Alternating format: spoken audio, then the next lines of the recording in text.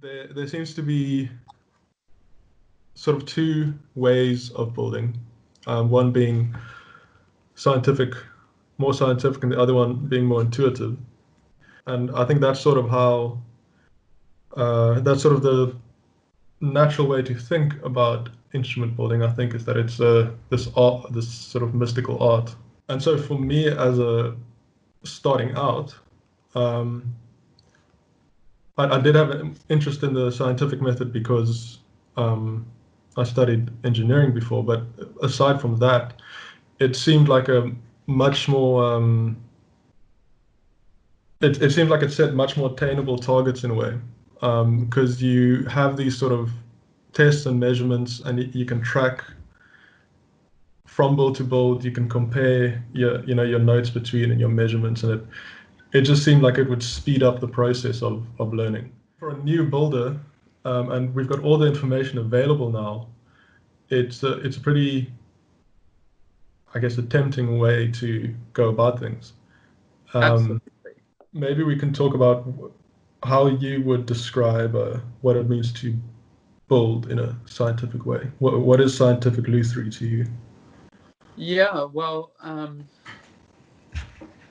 mean, I'm not solely scientific. Like I will have ideas in my head that I guess my building and sort of design and sort of philosophy around guitar design and building is all sort of grounded in the scientific manner, but I still sort of intuitively experiment, but I have an understanding of what sort of different weight and mass and stiffness and how that's going to affect the instrument in terms of what it's going to do to the modes.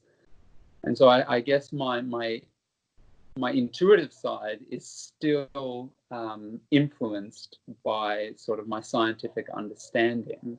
When I'm designing new models, I'm not necessarily calculating the air volume that I'm building, or calculating the complete area of the plates, and like going at it from a solely sort of scientific perspective. But I have the sort of scientific grounding to sort of know what's going to happen, and I use sort of the tools like the like Chladni patterns and spectrum analysis, and to basically measure the modes at every different stage of the build to validate basically my intuitive side and my scientific side, because where the modes are falling and how they're vibrating, it's never a guess. You can't guess how efficiently they're vibrating, at what frequency they're vibrating, and so to know sort of in that scientific method of building really takes out the guesswork.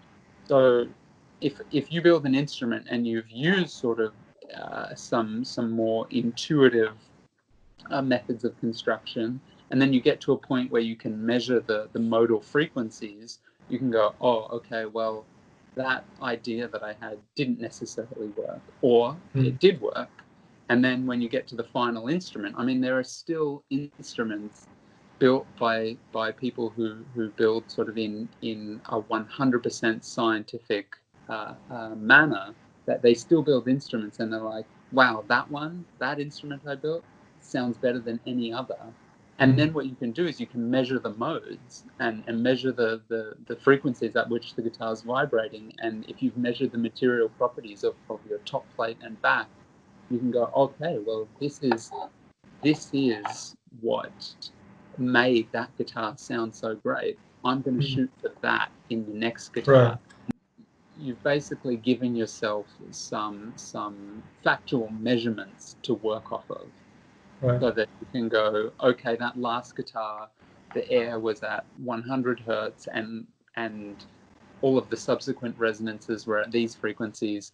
To my ear, this guitar sounded 2 tight, and I want something more open with more overtones. For the next guitar, I'm going to try and lower those resonances. And to lower resonances, you need to loosen up the top plate. And so the next guitars, you're going to have to figure out a way to maintain structural integrity, but also loosen up the top. To make a great guitar, it's not magic, although there is something still sort of magical about the guitar itself.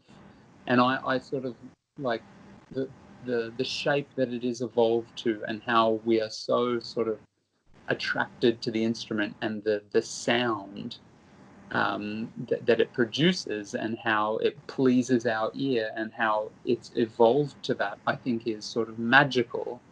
But to build an amazing one, it's not magic. It's like a few good scientific tools, and you can build an amazing instrument every time. It's a very nice idea. Something I forgot to mention right at the start, which is pretty fundamental. The thing that controls the frequency at which something resonates, its mass and stiffness. Those are your two parameters. Yeah. And you just mentioned that. And that's sort of the whole time I'm building a guitar. Those are probably the two main things going through my mind all the time: are mass and stiffness, and where I'm putting my mass, where I'm putting my stiffness, where I want less and where I want more.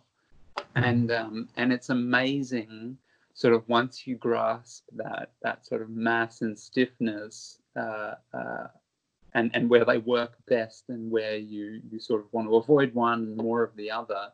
It's like that's really what pushes the guitar to the next level. Right. And it's also important to mention, I guess, that it's a relationship between mass and stiffness. As your stiffness increases, your fundamental or your resonant frequency increases, and it's the opposite for mass. So as mass increase, the frequency drops. Yeah.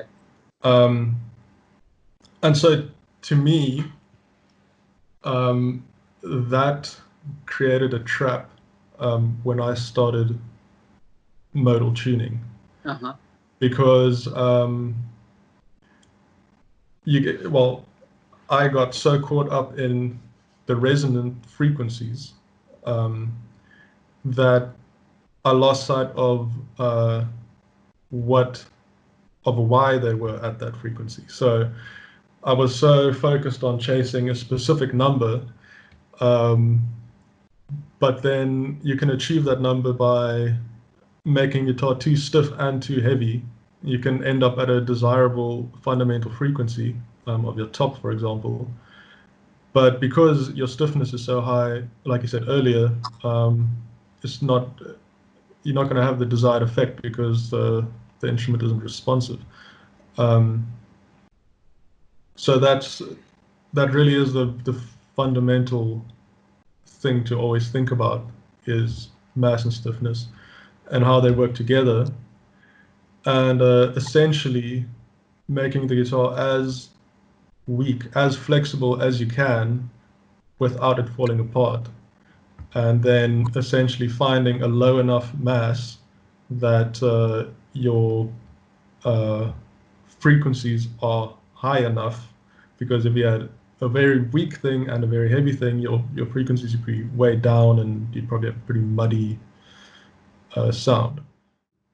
I don't know if people are critical of the scientific method, but you often hear people say, well, you don't necessarily hear what you see in the graph, or you don't necessarily, you can take all these measurements, but the guitar might still sound good or whatever. I think that if you're not hearing what you see scientifically, then basically I think you're overbuilding your instruments.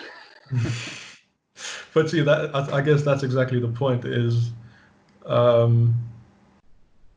because if you do the measurements and you find a resonance directly on a scale note, but you don't hear a wolf note, then that's basically telling you the whole thing is too stiff. Yeah, To essentially. properly respond to it. But I also find that listening to a guitar is incredibly subjective, and people listen to guitars in very different ways. Obviously, there's a huge amount of sort of psychoacoustics that's involved in the guitar's sound, but what I find a lot of people listen to, in particularly the steel string guitar world, is they're listening for tone, and tone is 100% subjective, and it's not quantifiable. And yet many people talk about it as if it is quantifiable. They go, I want more tone, or too much tone, or I don't like that tone, or I like that tone. And so in the classical guitar world, and I've found particularly in sort of modern classical guitars and more modern classical guitar players, they listen to the instrument in more quantifiable measures, in volume, sustain, projection, clarity, balance. These are attributes of sound that players are looking for. And so I think that the way you listen to a guitar, when you start listening for balance and clarity and sustain on each individual note, and you do that on the steel string guitar, you listen to it. You begin listening to it in a different manner. You begin listening for quantifiable things, and that's when you start hearing wolf notes. And I think that people may hear them, but they don't know what's missing, and they sort of, so many people just talk about tone, but there's really so many other aspects to sound that are important, not regarding the tonal color of the instrument.